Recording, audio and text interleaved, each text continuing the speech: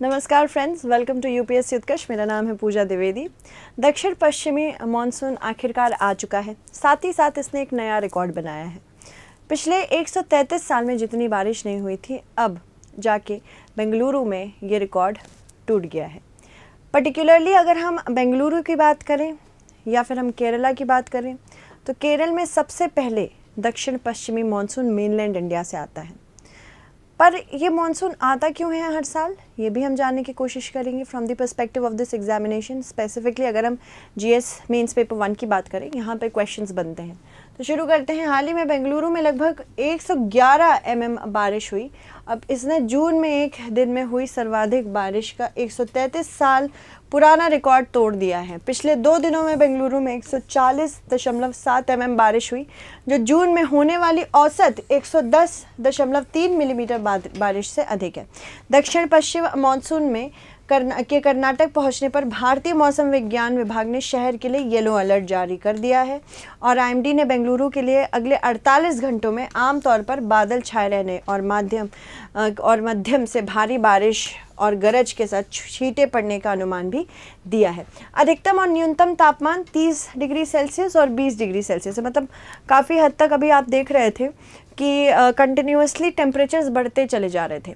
अभी टेम्परेचर्स थोड़े से कम हुए हैं।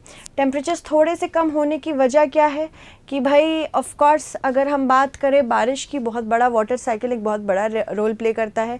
टेम्परेचर्स कम हुए हैं बिकॉज ऑफ मानसून, और एक समय के बाद हाईएस्ट तापमान की वजह से भी इवेपोरेशन होता है, जिसकी वजह से वाटर साइकिल बनती है। बस हमें वाटर रिसोर्सेज का ध्यान रखना पड़ेगा, ठीक है। तो अगर हम मानसून की बात करें, जनरली जून 1 से मानसून आ जाता है। मानसून, दक्षिण पश्चिमी मानसून असल में 2 ब्रांचेस में आता है। एक होता है जो बे ऑफ बंगाल या बंगाल की खाड़ी की तरफ से आती है, एक होती है जो अरब सागर की तरफ से आती है, ठीक है। और ये होता क्यों है, सबसे पहले इसके रीजंस है। मॉनसून अरेबिक शब्द मौसम से आया है, ठीक। और यहाँ पे तिब्बती पठार के पास जब बहुत इंटेंस हीट बनने लगती है, अत्यधिक गर्मी होती है, इसकी वजह से यहाँ पे लो प्रेशर क्रिएट होता है तो क्योंकि ये सी ब्रीज ही ना, तो लो प्रेशर जब क्रिएट होता है, यहाँ पे परमानेंट साउथ प्रेशर ऑलरेडी बना हुआ होता है, साउथ हाई प्रेशर सेल्स रहती हैं, जिसकी वजह से हाई प्रेशर से विंड्स लो प्रेशर की ओर बढ़ती हैं। इसीलिए मौसम या मॉनसून समर्स में आप देखेंगे आते हुए।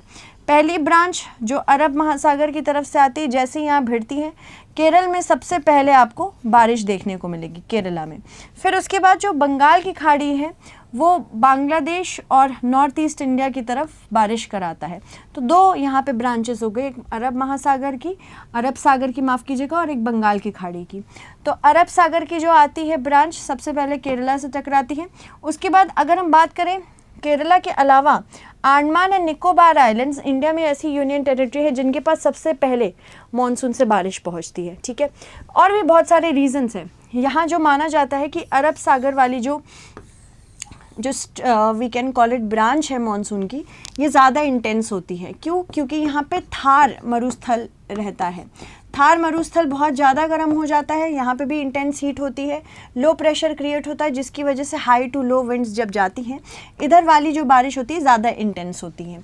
जैसे यहाँ पे ये हिमालय से टकराती हैं, दोनों जो ब्रांच हैं हिमालय के टकराने की वजह से अपना सारा मॉइस्चर यहाँ शेड कर देती हैं, जिसकी वजह से आप हैवी मानसून देखते हैं, ठीक है। तो ये जनरली मानसून की प्रक्रिया होती है। इसे हम समर मानसून कहते हैं या समर रेन कहते हैं इसको। बेसिकली 90 to 95% ऑफ रेन जो होती है इसी पे होती है, मतलब इसी टाइम में आपको मिलती है 90 to 95%। और ये जून से सितंबर के महीने में होती है, जून टू सितंबर। एक और होती है बारिश जो नॉर्थ ईस्ट की तरफ से आती है, उसको भी हम देखेंगे, ठीक है। अरबी शब्द मौसम से निकला हुआ शब्द ये है, जिसका अर्थ होता है हवाओं का मिजाज। मानसून मौसमी हवाओं की एक दोहरी प्रणाली है जो गर्मियों में समुद्र से ज़मीन की ओर और सर्दियों में ज़मीन से समुद्र की ओर चलती है। मानसून ने हमेशा एक महत्वपूर्ण भूमिका निभाई है, क्योंकि व्यापारी नाविक यात्रा के लिए उन पर निर्भर रहे हैं। भारतीय मानसून के 2 प्रकार हैं, एक दक्षिण पश्चिमी मानसून और एक पूर्वोत्तर मानसून। तो दक्षिण पश्चिमी मानसून की अगर हम बात करें, वो मैंने आपको अच्छे से समझा ही दिया है। पूर्वोत्तर मानसून की बात करें तो ये उत्तर पूर्वी मानसून की उत्पत्ति है, ठीक है। यानी कि ये आपके उत्तर पूर्वी इलाके से आती है, इधर आती है। यहाँ पे जब हाई प्रेशर रहता है during the times of winters, यहाँ पे हाई प्रेशर क्रिएट होता है, तो ये हाई प्रेशर से लो प्रेशर की तरफ बढ़ती है। ठीक है, उत्तर पूर्वी मानसून की उत्पत्ति सर्दियों के मौसम में तिब्बती और साइबेरिया पठारों के पर बनने वाली उच्च दबाव कोशिकाओं के परिणाम स्वरूप होती हैं। उत्तर पूर्वी हवाएं भारत के दक्षिण पूर्वी तट पर बारिश लाने के लिए जिम्मेदार हैं। तो भारत के दक्षिण पूर्वी तट पर किसके द्वारा यहाँ पे बारिश कराई जाती है? याद रखिएगा, ये पूर्वोत्तर मानसून के द्वारा कराई जाती है। दक्षिण पूर्वी तट का तात्पर्य तमिलनाडु तट और सीमांध्र के दक्षिणी तट से है। उत्तर पूर्वी मानसून के दौरान हवाएं समुद्र से जमीन की ओर बहती हैं और मानसूनी हवाएं हिंद महासागर द्वारा उत्पन्न नमी को अपने साथ ले जाती हैं। पूर्वोत्तर मानसून मुख्य रूप से दक्षिण भारत को प्रभावित करता है, जिससे अक्टूबर से दिसंबर के महीने में पुडुचेरी, कराईकल, तमिलनाडु, आंध्र प्रदेश, यनम, माहे और कर्नाटक में वर्षा होती है। ठीक है, तो चलिए आगे बढ़ते हैं। दक्षिण पश्चिमी मानसून के गठन को प्रभावित करने वाले बहुत सारे कारक हैं। एक तो जो इंटेंस हीट तिब्बतन प्लेटो पे होती है उसकी वजह से, दूसरा थार डेजर्ट पे जो इंटेंस हीट होती है, इंटर ट्रॉपिकल कन्वर्जिंग जोन का नॉर्थवर्ड मूवमेंट जो होता है उसकी वजह से, और है तो क्योंकि लैंड, ये सी ब्रीज है ना, सी की तरफ से लैंड की तरफ जा रही है। सी ब्रीज और लैंड ब्रीज का आपको कंसेप्ट पता ही होगा कि गर्मियों में लैंड जल्दी गर्म होता है, जिसकी वजह से वहाँ पे लो प्रेशर जल्दी क्रिएट होता है और हवाएं हमेशा, पवनें हमेशा उच्च दाब वाले इलाके से निचले दाब की तरफ जाती हैं। इस वजह से ये अपने साथ बहुत सारी नमी भी लेके आती है। भूमि और जल के अलग अलग तापमान के कारण भारत के भूभाग पर कम दाब बनता है, जबकि आसपास की समुद्री सतह पर तुलनात्मक रूप से उच्च दाब का विकास होता है। ग्रीष्म ऋतु में गंगा के मैदान के ऊपर अंतः उष्णकटिबंधीय अभिसरण क्षेत्र यानी कि इंटरट्रॉपिकल कन्वर्जेंस जोन बनता है। इसकी स्थिति में बदलाव होता है, जिसकी वजह से मानसून होता है।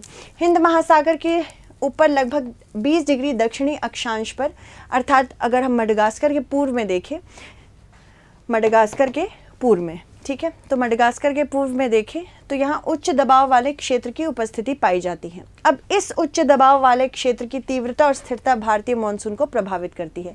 तिब्बत का पठार ग्रीष्म काल के दौरान तीव्र रूप से गर्म हो जाता है, जिसके परिणाम स्वरूप पवन की प्रबल ऊर्ध्वाधर धाराएं पैदा होती हैं और तिब्बत के पठार की सतह पर निम्न दाब का निर्माण होता है। अल नीनो की वजह से भी आजकल मानसून बहुत ज़्यादा इम्पैक्ट हो रहा है। अल नीनो क्या होता है, मैंने आपको बहुत बार बताया है।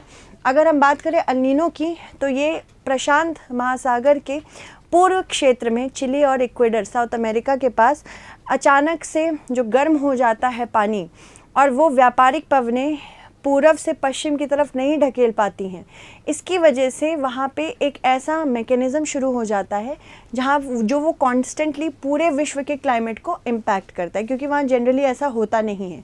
ठीक है, तो वैज्ञानिकों के अनुसार प्रशांत महासागर में दक्षिण अमेरिका के निकट, खासकर पेरू तट पर, यदि विषुवत रेखा के इर्द गिर्द समुद्र की सतह अचानक से गर्म होनी शुरू हो जाए तो अल नीनो की स्थिति बनती है, जिसकी वजह से इंडियन मानसून भी इम्पैक्ट होता है। यदि तापमान में यह बढ़ोतरी 0.5 डिग्री से लेके 2.5 डिग्री के बीच हो तो यह मानसून को प्रभावित कर सकता है। इससे मध्य एवं पूर्वी प्रशांत महासागर में हवा के दबाव में कमी आने लगती है और इसका असर यह होता है कि विषुवत रेखा के इर्द गिर्द चलने वाली व्यापारिक हवाएं कमज़ोर पड़ने लगती है और यही हवाएं मानसूनी हवाएं होती हैं जो भारत में वर्षा कराती हैं। भारत में मानसून वर्षा का क्या महत्व है, ये सबसे बड़ा एक सवाल है। देखो, भारत में कई बांध, जलाशय, नदियाँ अपने पानी के लिए मानसून पर निर्भर होती। कृषि क्षेत्र हमारा मानसून पर निर्भर है। इसके अलावा वानिकी, मत्स्य पालन भी मानसून को बहुत बढ़ावा देता है। अगर मानसून ढीला है या मानसून कमज़ोर होता है, इसकी वजह से हमारे यहाँ आयात निर्यात पर भी असर पड़ता है, क्योंकि इंडिया एक्सपोर्टर है बहुत सारे ग्रेन्स का, तो फूड सिक्योरिटी भी पूरी दुनिया की इम्पैक्ट होती है। ठीक है, अगर मानसून अच्छा नहीं होता तो दुनिया के किसी भी अन्य देश की तुलना में भारत अपनी भूमि का एक बड़ा हिस्सा कृषि की गतिविधियों के लिए उपयोग करता है, इसीलिए मानसून पर हमारी निर्भरता अधिक होती है। अच्छे मानसून से पीने के पानी की उपलब्धता संबंधी समस्या का भी काफ़ी हद तक समाधान होता है। एक तो नदियों, तालाबों में पर्याप्त मात्रा में पानी जमा हो जाता है, फिर भूजल का भी पुनर्भरण होता है, क्योंकि ग्राउंड वाटर से हम बहुत ज़्यादा एक्सट्रैक्ट करते हैं पानी कृषि के लिए। 80% जो ग्राउंड वाटर होता है, भूजल होता है, वो कृषि के लिए उपयोग होता है, जिसकी वजह से भूजल कम होता जा रहा है।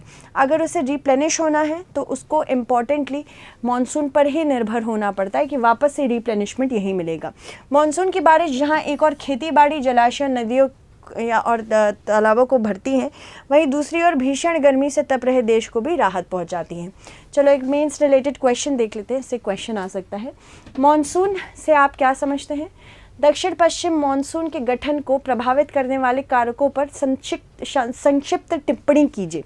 ठीक है, निम्न कथनों पर विचार कीजिए। दक्षिण पश्चिमी मानसून की हवाएं भारत के ज़्यादातर इलाकों में भारी बारिश लाने के लिए जिम्मेदार है। दक्षिण पश्चिम मानसून की शुरुआत गर्मियों के मौसम में तिब्बती पठार पर होने वाली अत्यधिक गर्मी से होती है। कौन सा कथन आपको बताना है यहाँ पे सत्य है? ठीक है, तो आई होप आपको आज की क्लास अच्छी लगी हो एंड आई होप आपने समझा हो कि किस तरह से मानसून हमारे लिए इतना ज़रूरी है। Thank you so much everyone and stay updated, stay hydrated.